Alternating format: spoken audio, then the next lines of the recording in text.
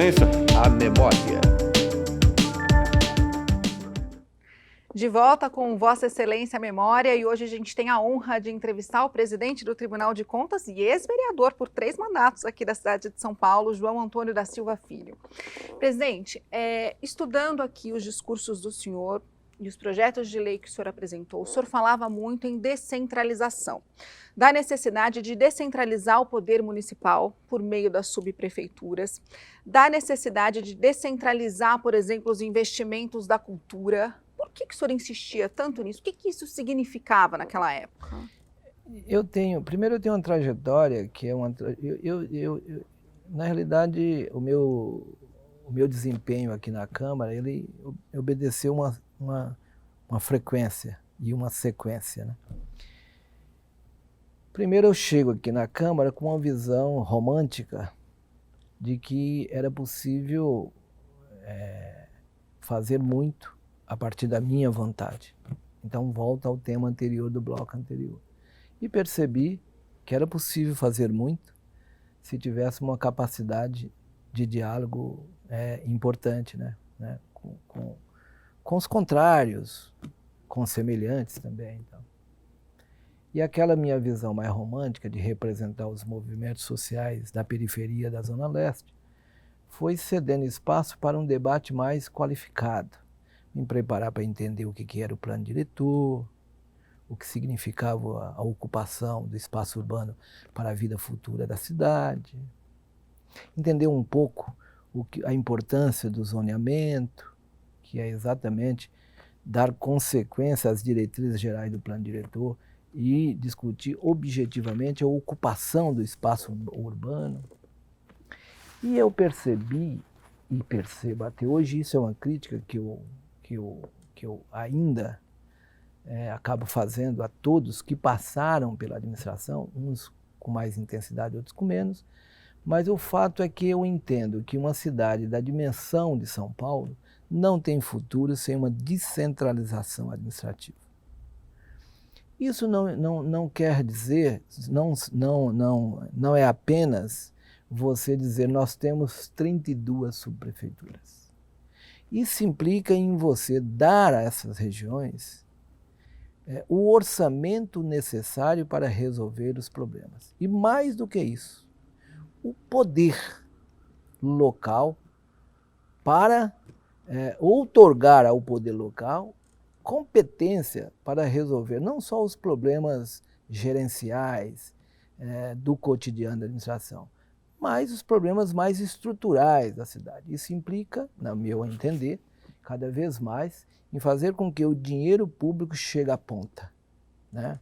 Então, ao invés de concentrar recursos nas secretarias, meu entendimento histórico é que nós deveríamos fortalecer as subprefeituras como um instrumento perto do povo e capaz de entender as questões imediatas do povo e dar solução mais rápida, com maior celeridade.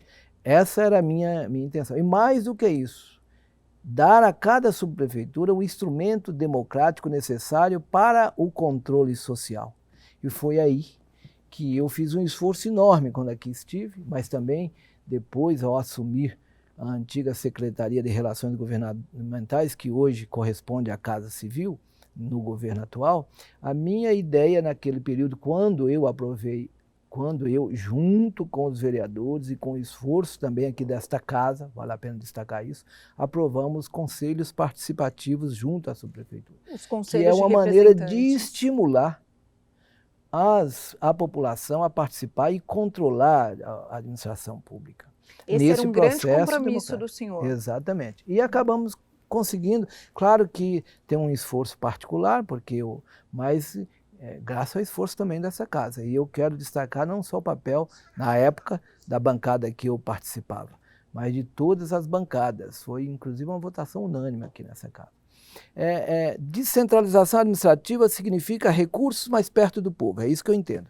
E participação da sociedade junto às decisões da administração local. Esses dois elementos fortalecem a democracia e faz com que o recurso público chegue com mais rapidez para resolver os problemas do povo na cidade de São Paulo. E mais, eu acho que onde o povo mais precisa dos serviços públicos, que quem mais precisa do serviço público, saúde, educação, etc., é o povo da periferia, né? O povo que depende do serviço público para melhor qualificar a sua vida. É disso que nós estamos tratando. Nós estamos falando de uma decisão abstrata da administração. Nós estamos discutindo gestão pública. E gestão pública implica em descentralização do dinheiro público para o dinheiro chegar mais rápido na ponta e, ao mesmo tempo, um controle efetivo das finanças, do gasto das finanças públicas para que não haja desperdício.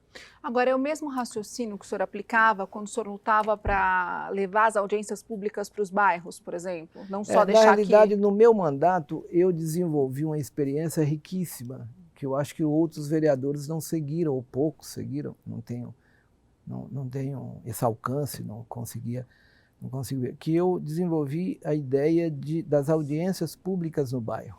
Então, eu levava, distribuía, e a população iria nessas audiências públicas falar o que pensa, xingar, e ficar reclamar, perto, né, do vereador ali. Então, acho que as audiências públicas, tanto das comissões temáticas aqui na Câmara, quanto dos mandatos, eu acho da mais alta importância para levar a Câmara Municipal para perto do povo, né? A Câmara Municipal cumpre o papel da mais alta importância, cada vez mais eu acho que a população percebe a importância do Legislativo paulistano, mas se nós conseguirmos, ao longo da história, levar a Câmara Municipal para mais próximo do povo, para os bairros, eu acho que é da mais alta. Tivemos uma experiência, por exemplo, na discussão do orçamento, agora com a pandemia, a Câmara acabou não conseguindo mais praticar as audiências públicas no bairro para discutir os orçamentos, mas nós tivemos uma experiência riquíssima aqui na casa, que era a Câmara Municipal fazendo sessão nos bairros, nas subprefeituras, para ouvir a população quanto ao orçamento municipal, na elaboração do orçamento. Eu acho que isso tudo enriquece o parlamento. O parlamento não é só isso, né? Mas é um elemento importante para fortalecer o parlamento. Presidente, quando o senhor estava aqui, nessa época de vereador, o senhor pensava no Tribunal de Contas? Porque o senhor sempre fala da importância da Câmara e do Tribunal de Contas para a democracia. O senhor falou muito do Tribunal de Contas aqui também. O senhor chegou até a criticar o Tribunal de Contas da época. O senhor falou num discurso que, se a pretensão era manter o TCM como estava, era melhor fechar em 2001. O que o senhor pensava desse tribunal? Eu sempre achei que o Tribunal de Contas, como órgão de auxílio, não é auxiliar, é um órgão de auxílio, tinha que estar mais perto do parlamento e, portanto, mais perto do povo. Lembro que o vereador Pólice Neto fez essa pergunta na minha oitiva aqui, quando fui interrogado pela Câmara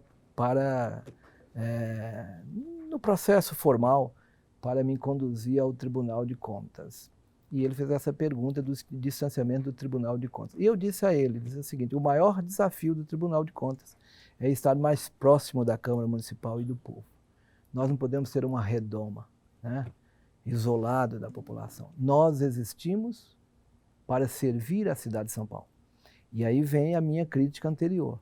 Eu dizia, se o Tribunal de Contas não se coloca no cenário da aplicação do orçamento na vida do povo, não tem razão de existir. E foi o que eu fiz depois que eu cheguei ao Tribunal de Contas. Primeiro, destacar para aqueles que estão nos ouvindo que democracia exige um controle rigoroso, tanto das políticas públicas implementadas e do dinheiro público investido. E o Tribunal de Contas cumpre esse papel, que é analisar a aplicação dos recursos públicos e os resultados das políticas públicas implementadas. Não é só formalmente você investir bem os recursos públicos dentro da lei. É fazer com que esses recursos tenham uma dimensão social, né? E é isso que nós estamos procurando fazer. E, ao mesmo tempo, diminuir a distância entre o parlamento e o executivo. Qual a medida prática que nós tomamos quando chegamos ao Tribunal de Contas e quando eu me tornei presidente? Constituímos um instituto chamado Mesas Técnicas. E nessas mesas, todos os temas importantes para a cidade, no que diz respeito ao valor, do contrato, no que diz respeito à importância social ou risco de corrupção, etc., se inicia atualmente no Tribunal de Contas com uma mesa técnica. E essa mesa técnica nós convidamos os técnicos e o titular da área da prefeitura, o respectivo secretário, o relator da matéria no Tribunal de Contas e os técnicos do Tribunal de Contas, e atualmente estamos convocando a respectiva comissão temática da Câmara Municipal para as audiências, para as mesas técnicas. Com essa medida, o Tribunal de Contas diminui a distância com o Parlamento, diminui tensões, torna os debates sobre as principais matérias da cidade mais transparentes e, obviamente, dá maior celeridade nas decisões do Tribunal de Contas. E é uma experiência riquíssima, é nesse diálogo. E aí eu termino essa parte dizendo o seguinte, porque Câmara Municipal, Poder Executivo e Tribunal de Contas são órgãos de um mesmo Estado, Prefeitura. E a finalidade do Estado, Prefeitura, é o bem comum, é o desenvolvimento integral das pessoas. E todos nós temos que remar nessa direção, né? Para fazer valer o interesse público, a supremacia do interesse público. Então, querida Vivi, nós estamos,